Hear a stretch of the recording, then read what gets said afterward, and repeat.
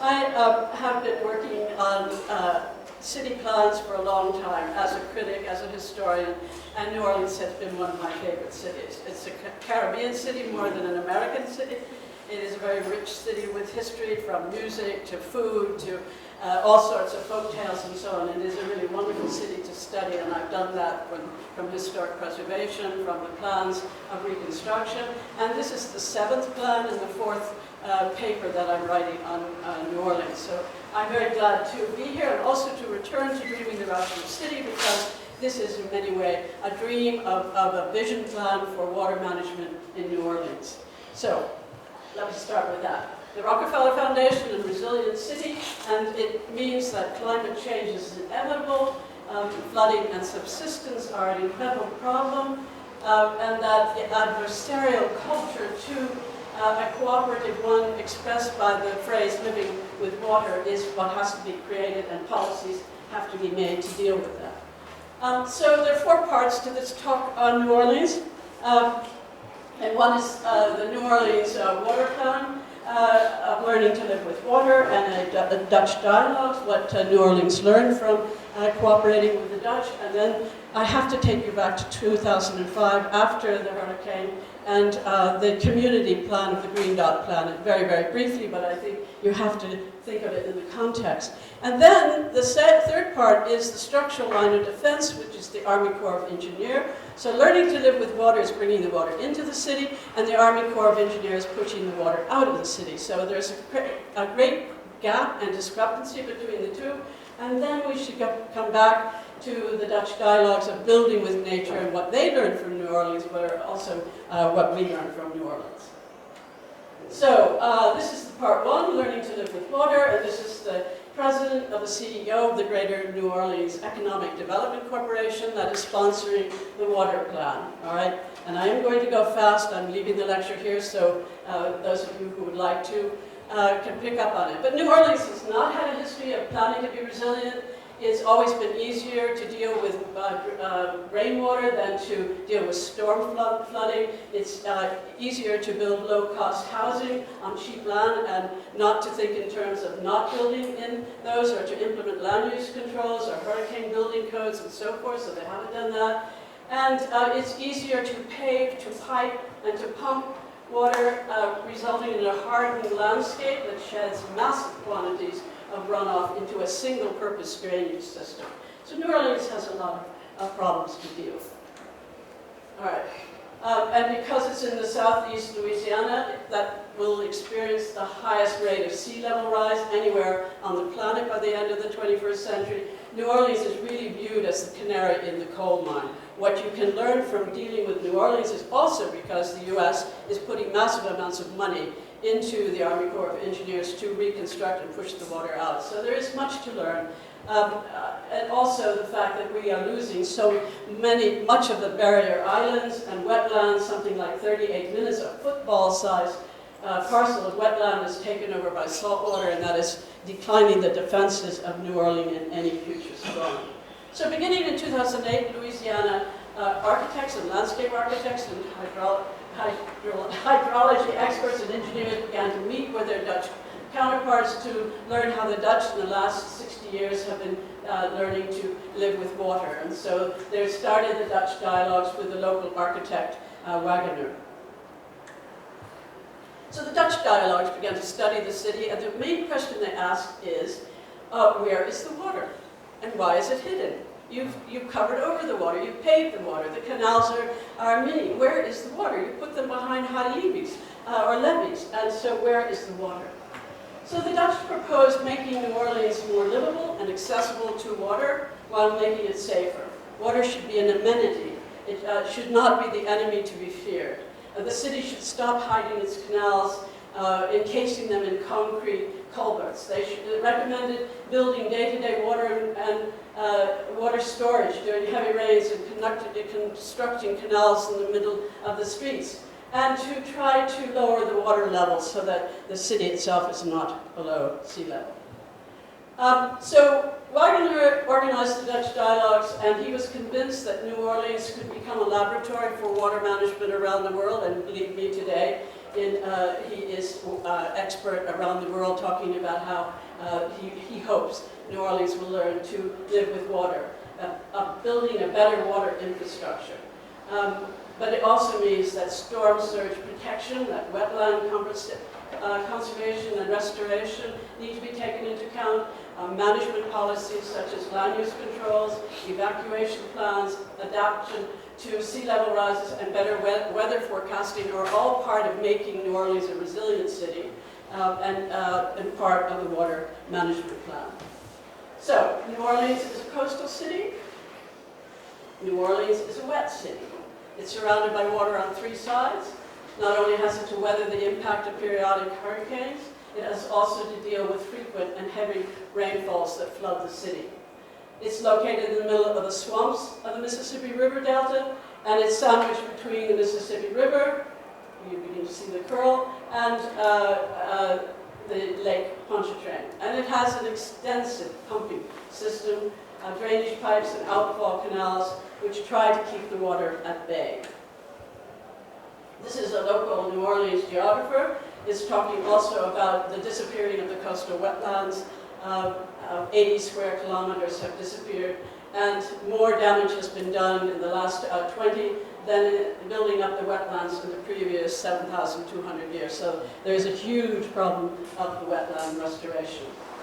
And add to this 3 major navigation canals: the Industrial Canal, there's when it's built, the Gulf Intercoastal Waterway, and the Mississippi River Gulf Outlet Canal, all under the control of the Army Corps of Engineers, responsible for the hard edge, pushing water out. But that has also allowed salt water to intrude into the freshwater, meaning that the cycle of erosion, intrusion, and swamp die-off continues as a cycle.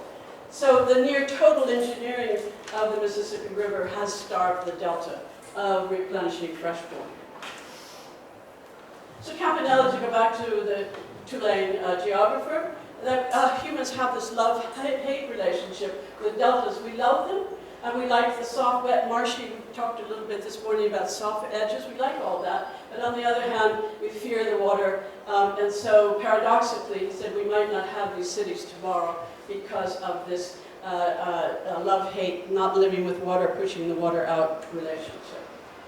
So continue deep drainage and pumping water into Lake Pontchartrain has caused the city to, the streets to buckle, be full of potholes, cracking underground pipes, and building foundations, and the city pumps all of that harder water more, and the city then keeps subsiding, so one more vicious cycle of water, and the city shrinks, lowering to the fact that the city has literally sunk up to 2.5 meters. Resting way below the level of the canal. So the city is a bucket, and that bucket fills up with water. So this is why they're saying the runoff is coming back to you. The bowl that disastrously filled with floodwaters during Hurricane Katrina gets ever deeper, and the more there is a disconnect between recovery projects and the ideas of living with water, the more that water will continue to come into this vicious cycle. So, the city had no comprehensive plan to manage the complexity of its water-related problems until 2010, when a $2.5 million disaster recovery grant was given to the Regional Economic Development Corporation, this Greater New Orleans, which I referred to before. So it's a real estate and development corporation, a private corporation, but it is receiving this large grant. And after 2 years of research work, which went to the local architect, Wagner, we have a Greater New Orleans urban water plan. So, it's designed as a stormwater management system, and it adopts the proposal of living with water, meaning that somehow there has to be green infrastructure designed throughout the city. So, it's a new paradigm in which stormwater and groundwater, rather than being a nuisance, will be invited into the city. A 50-year program of retrofits and urban design opportunities for achieving some sort of sustainable balance with the water that comes in, with the groundwater that has to be evacuated, and so forth. So all kinds of projects have been conceived.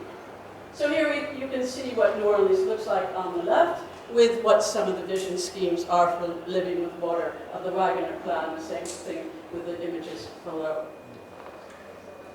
All right. So green infrastructure depends on an interconnected natural and open spaces. Water is to come into the surface of the city rather than to be pumped out. Flood walls will be removed in this scheme. Canals will be turned into greenscapes, and every good word you can think of in terms of environmental and sustainability will be applied. This is the water plan itself. It comes in 3 volumes. There's the vision scheme, which I'm mainly talking about today. There is an urban design scheme, which I'm also talking about because I can't see the difference between the vision and the urban design. And there is an implementation, very detailed cost-benefit analysis, which I'm not going to talk very much about.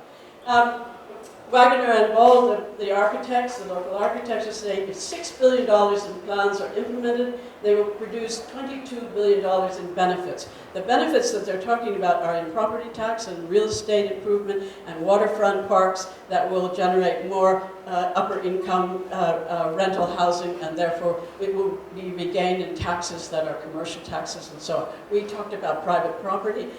In the morning we will have to continue to talk about private property. So, with the Dutch dialogues, they identified 5 major structuring elements, you can read them there, and that led to a strong consideration of 4 backbones, and those backbones will be combined with a hard shell approach of dams and pumps and barriers. So they're not saying that New Orleans can go without a hard edge, but this plan is particularly a soft edge approach. And they have adopted this, the trinity, the holy trinity of water management strategies. We can talk about that, but it seems to me that it is delay the water, and then store the water, and then last resort is to drain the water. So that is not just for New Orleans, that's a Dutch theme and probably adopted in many, many water management schemes. So holding the water where it falls, slowing down the flow of water across the landscape, and then storing large volumes of rainfall for infiltration and other uses are fundamental strategies for managing stormwater. So delay, or slow, to keep the water out of the drainage system temporarily or permanent, and that is with porous water absorbent pavements, or the wadis, or areas of public space that can be flooded during rainstorms, rain gardens, roof gardens, and so forth. These are small-scale measures. They can be implemented throughout the city on a wider scale. They're really dependent on a lot of private property owners to do some of this in their backyard, or allowed to buy the house next door, which has been knocked down anyway, the lot next door, and therefore use that as retaining water. So these are very small-scale and personal adoption. And storage involves the temporary storage of water once it's entered the drainage system, the construction of new surface water bodies, or the organization of these separate storage areas and so forth across the city. And then draining is the last resort, pumping the water into Lake Pontchartrain or the Mississippi. Instead, canals will be widened and planted. Lake Pontchartrain will keep the water level at about the height of the adjacent neighborhoods instead of being higher than the adjacent neighborhoods, and the whole urban landscape will produce runoff at lesser rates of flow and in lower total quantities, hopefully, greened up.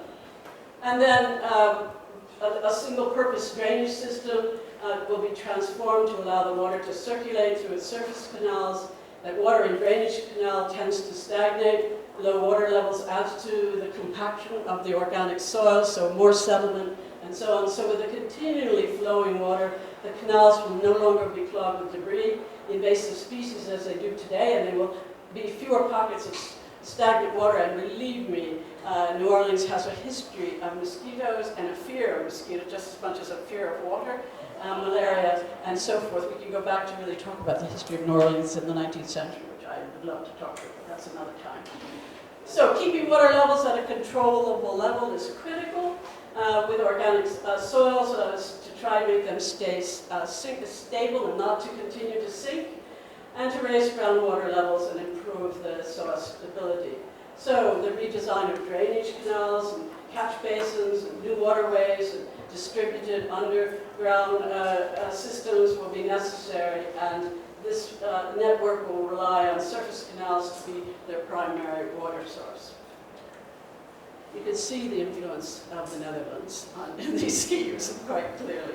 Okay, so then this water management plan looks at demonstration projects to test its water principles, and they selected 7 ideal projects to highlight the principles and to play an educational role in communities, because if the Dutch taught New Orleans anything, it was that you cannot have a water vision scheme without working with communities and convincing them that they have to get behind this. So talk a little bit more about that. So let me just go through some of the schemes very, very quickly. These are project areas in New Orleans proper that are part of these designed ideas.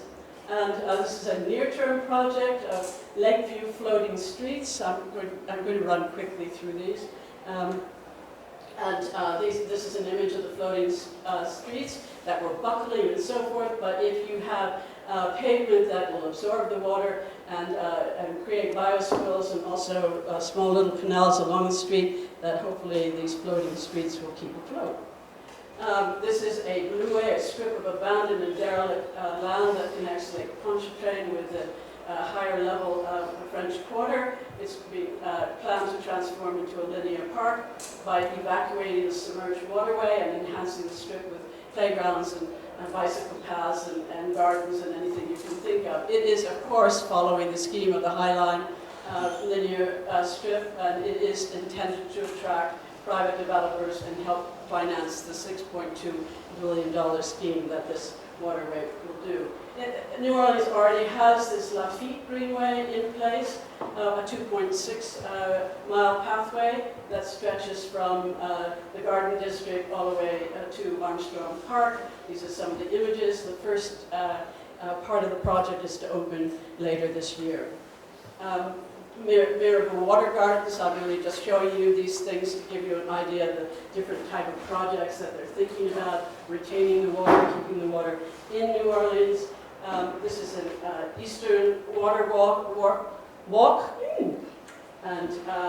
And here it is at nighttime, so using 24 hours thinking about recreation areas, but also lighting and various schemes for learning to live with water.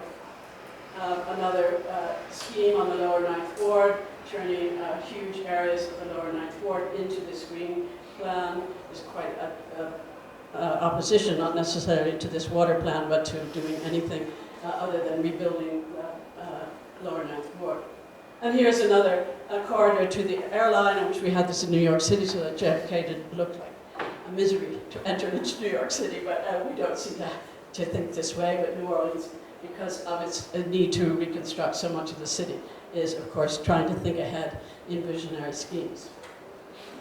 So the implementation of this plan, the main benefit of a fully implemented water plan is to connect with the natural world, to learn to live with nature.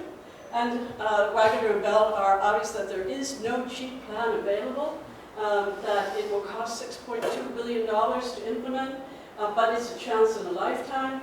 And New Orleans, they admit, is a complicated city. It has a history of racial injustice. It has social inequity. It has a long history of government corruption that will make implementation of any water management plan a nightmare.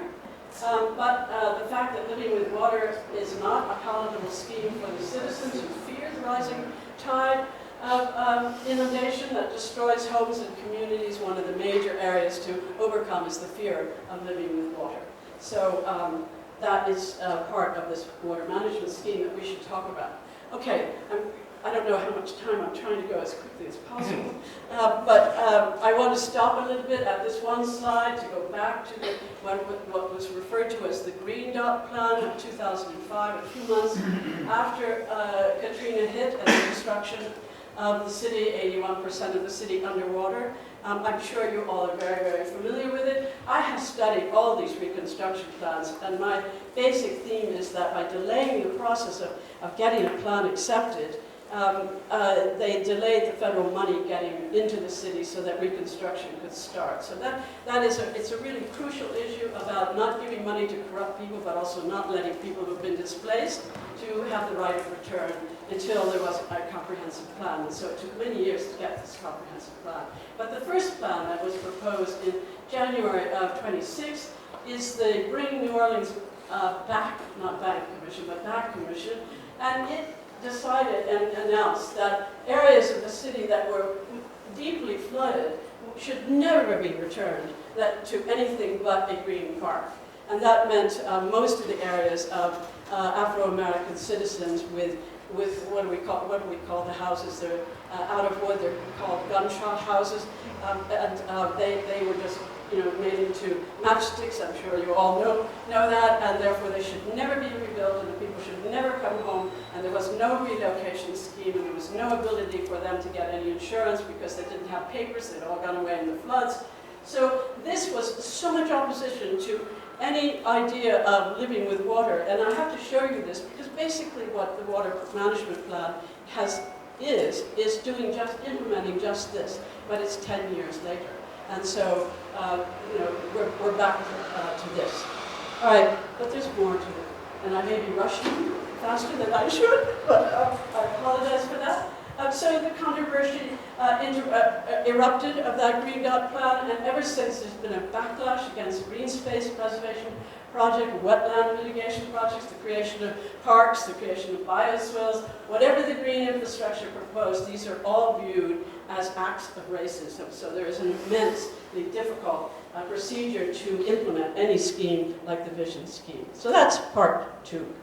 And part 3 is the structural line of defense, and now we're dealing with what Anthony spoke about. That's the Army Corps of Engineers, and now instead of learning to live with water and bringing water into the city, threaten the 9th Ward, downtown and other areas, in some way, the new perimeter takes on a military approach, and that is the Army Corps of Engineers approach to New Orleans. This is a 50-year storm of flooding today, and 500 years, is a controversial 500-year safety area, so let me go into that a little bit.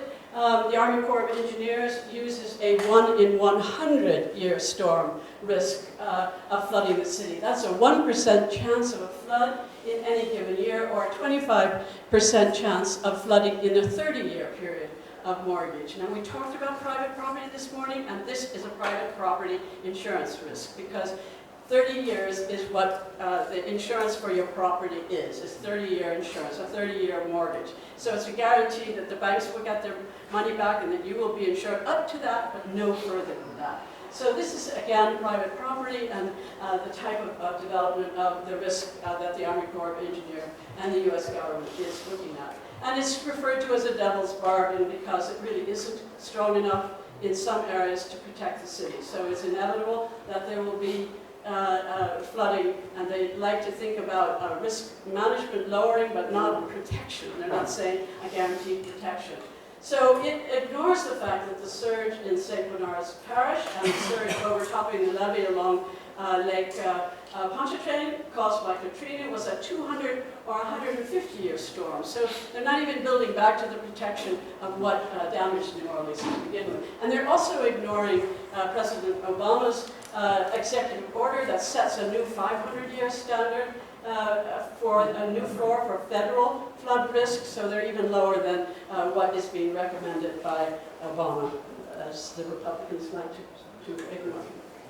So the New Orleans post-Katrina survival relies on 2 core projects: the Inner Harbor Navigation Canal, the Lake Borgogne Surge Barrier. And every time I read another report, they change the name, so I get very confused on what surge protection we're talking about. And the second one is the Gulf Intra-Coastal Water, a 3,000-mile inland waterway that runs from Florida to Texas. So how to stop the water surging into the eastern part of New Orleans. These 2 canals that funneled the storm surge into the city. So let's push it out.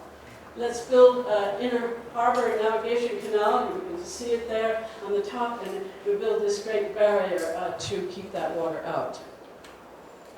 And this is the Lake Borgne Surge Barrier.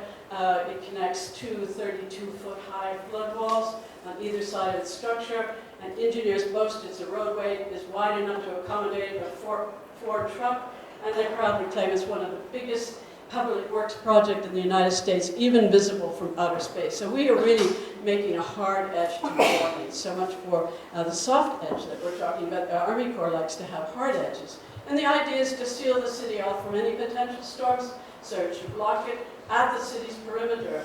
And when a storm approaches, then the 11-ton gates will drop into place, and the 3 canals from the lake will be sealed off. And it has been nicknamed the Great Wall of St. Bernard Parish. It's a 1.8-mile barrier that is intended to save the eastern end of New Orleans. All right, and then pedestrian. The West Bank is another, the Intercoastal Waterway West Closure Complex, long as a football field and so forth. So engineers boast that it can pump an Olympic-sized swimming pool in 3 seconds. So we are, technologically up there. So the Army Corps of Engineers, as I said, likes to call this a risk reduction system rather than a flood protection system. And they have been working very hard. We didn't want the public to be deluded into thinking that they were protected, that they're safe, that once we have a system that was complete, that they were relieved from any risk of flooding. So we would like to talk about mitigation of risk, but not protection against future flooding. The switch of terminology from hurricane protection system to storm damage risk reduction system is what some of the Army Corps of Engineers write about. All right, so in addition, there are 3 complex pumping stations and floodgates have been constructed at the mouth of the major drainage canals that empty into Lake Pontchartrain, and they're intended to keep a storm surge from entering the canals and causing the breaches that caused the trouble of New Orleans to begin with. So we have a lot of armored levees and floodgates and flood walls and so forth, and pumps. We're still pumping water, and the more you pump the water, the more the city shrinks or lowers, and the more we go round and round. In addition, another $34 million program has the Corps armoring 80 miles of earthen levees with high-performance grass and synthetic mesh overlays, but even so, the levees are sinking because their soil conditions are so low that they fail under their own weight. So it's kind of a cycle that's going on with all of this discussion. So armoring all of the levees is another huge project that the Army Corps is doing. And then just to finish, and I'm almost on time, just rapid fire. Anyway, to finish is, what are the Dutch doing that perhaps we could still learn a lot more from the Dutch?